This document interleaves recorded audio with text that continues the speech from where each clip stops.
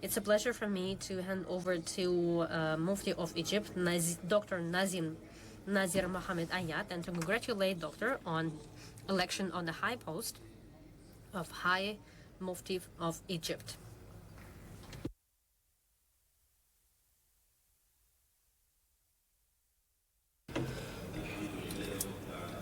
In the name of Allah, the Merciful, praise be to Allah, Lord of the worlds.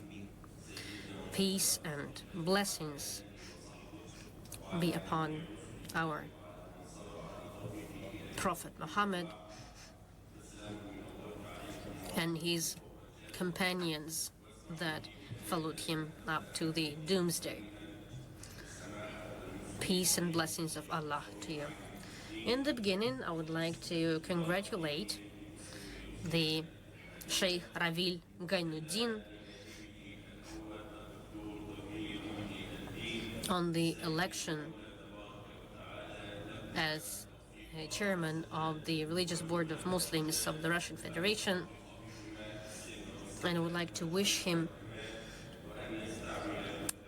to continue steps towards peace, fairness, justice, harmony, and cooperation with all brothers in faith.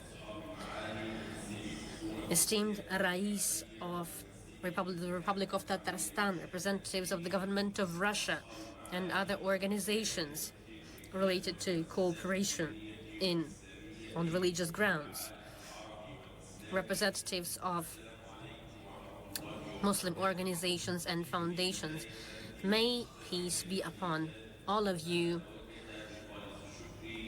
mercy and graciousness of Allah. First of all, I would like to extend a great thank you to the Religious Board of Muslims in the Russian Federation, the organizing committee that is organizing this forum. And I pray to Allah to give His grace and mercy for this forum so that this event is fruitful and gracious. Naturally, the forum today is very important. We are discussing very vital problems of today. We're all witnessing a lot of conflicts, a lot of wars. The results of these wars are instability in the world, and we as religious actors have a responsibility. We must do everything possible to make sure that our words and our calls are heard. And we are calling to dialogue, to end wars, to put an end to conflicts, and to facilitate peace. Peace is the most precious thing that humankind has, and humans are different from other creatures because we are striving to peace. We are striving to have dialogue in peace. This is why war can never be a way to resolve conflicts and to resolve disputes. All of us, we have to cooperate for the sake of the great future. So we urge everyone to dialogue. Dialogue is not only exchanging words. It's not a battle of eloquence. These types of dialogues are often useless. What we are urging to do is to really do everything possible to make sure that the words that we are saying here are put into action. We must respect opinions of each other. We must make every effort so that peaceful coexistence is the basis of human life, because no differences should become grounds for any conflicts and disputes. Our differences should not be reasons for any aggression. Dialogue, communication, cooperation is the only way to achieve our goals. Dialogue is very important. This is a very important means. There's no alternative to dialogue. The Almighty said that we created you, meaning people, so that you build on earth, so that you create on earth. And it's a very important calling, it's a very important statement. We must abide by this calling in our day-to-day life. We must follow the values, we must follow the principles of international life. And this can help our peaceful coexistence. This can help us exchange experience and knowledge. These can bring success. We must remember that any dispute, any different opinions or differences, this is natural and it may happen. A conflict of civilizations can be triggered only artificially. It can be created only by those countries that do not want peace. But as we know, Islam has always been calling to peace. And we can see it in the words of the Almighty, and we can see it in the tenets of our Prophet. We can find proofs to the fact that dialogue is the basis of our activity. We can see it in all writings, and the Prophet has numerously been indicating that the dialogue is the key way to resolve conflicts both among Muslims and among peoples of other religions. He was calling to this dialogue, and the importance of this dialogue can be seen the following way. One party should call to the other party to the dialogue, even if the other party is resisting the dialogue. In Qur'an, the Almighty is mentioning it, and He is calling to dialogue, to interaction, to speaking to one another. And this is a calling to all of us. This is an instruction of what we should do when there is no alternative to dialogue. I also wanted to remind you two examples of the process that emphasize the importance of dialogue and peaceful coexistence. First,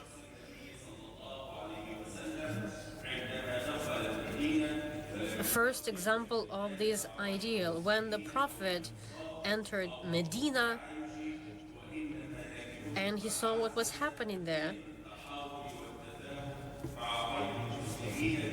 and further events proved that there's no alternative to dialogue. Representatives of different cultures and civilizations are able to do this, to have a dialogue and to agree with one another. The second example is when Kamil Ayyubi, Sultan of Egypt, met representatives of another religion, and it was very important because it became a symbol of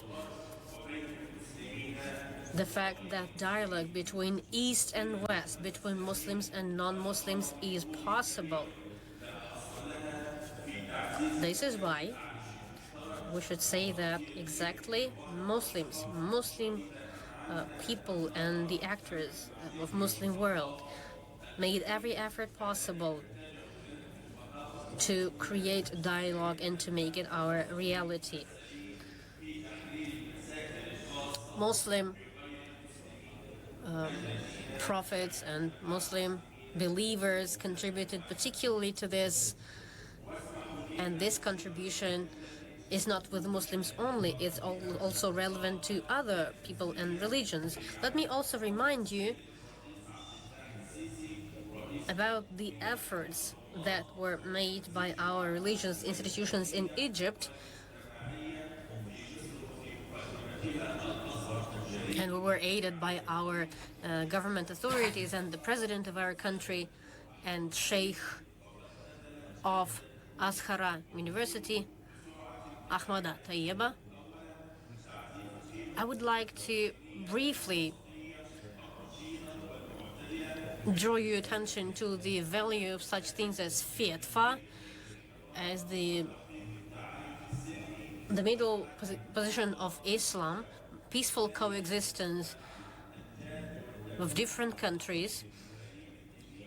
Another important thing is continuous work to spread the principles and the ideas of the religions that we are guided by in our day-to-day life. It is very important because it contradicts the wrong ideas about Islam. And finally, the principles that define relations between Muslims and non-Muslims. And number 4, there was established such a body as Secretariat that was aiming to develop cooperation with Muslims in the name of peace and stability both in the West and in the East. Unity and harmony, this is our value and statement. This is why we're insisting on dialogue that is representation and manifestation of this. The culture of dialogue is very important, and we're talking about it on a daily basis in our practical activity. We're talking about the necessity to exchange experience. This is one of the key things that our Secretariat is doing. Due to this, we speak highly of the activity of the Secretariat. Also, I would like to say that dialogue is in line with a number of the lines in the sacred Qur'an, in hadith of our Prophet, and there the attention is drawn to make every effort to protect peace, to defend peace against everything that contradicts peace, which is aggressive actions and other crimes. Thank you for your attention. Thank you to Dr. Nazir Ayyad, and thank you for Arab Republic for tight cooperation that we